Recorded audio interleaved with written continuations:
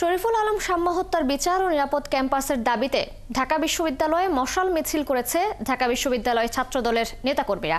ক্যাম্পাসে নিরাপত্তা নিশ্চিত করতে ব্যর্থ হওয়ায় উপাচার্য ও প্রক্টরের পদত্যাগের দাবিও জানান তারা। টিএসসি থেকে উপাচার্যের বাসভবন হয়ে পুরো ক্যাম্পাস প্রদক্ষিণ করে মিছিলটি। বিস্তারিত সুমনা সুমির রিপোর্টে।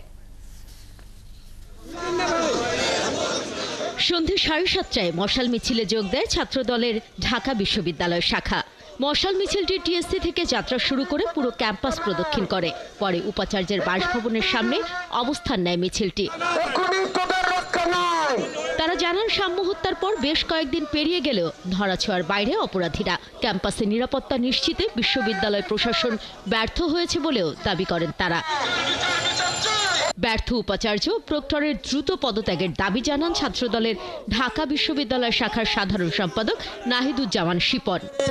হত্যার প্রতিবাদে বিচারের দাবিতে এবং 9 মাস হয়ে গেলেও ঢাকা বিশ্ববিদ্যালয়ের নিরাপত্তা প্রদানে ব্যর্থ এই ব্যর্থ ভিসি এবং প্রক্টরের পদত্যাগের দাবিতে, সেই নিরাপদ ক্যাম্পাসের দাবিতে আজকের এই মশাল প্রশাসনের অসহযোগিতা। এর আগে বিকেল 4টায় ঢাকা বিশ্ববিদ্যালয়ের কেন্দ্রীয় গ্রন্থাগারের সামনে সংবাদ সম্মেলনের আয়োজন করে সন্ত্রাস বিরোধী শিক্ষার্থীরা। সাহসী কণ্ঠস্বর সাম্যকে উদ্দেশ্য প্রণোদিতভাবেই হত্যা করা হয়েছে। কমিটির তরফ থেকে নিয়মিত বিচারের অগ্রগতি উপস্থাপন করতে হবে এবং একই সাথে তদন্ত প্রক্রিয়ার স্বচ্ছতা নিশ্চিতের জন্য সংশ্লিষ্ট সিসিটিভি ফুটেজ জনসম্মুখে উন্মোচন করতে হবে।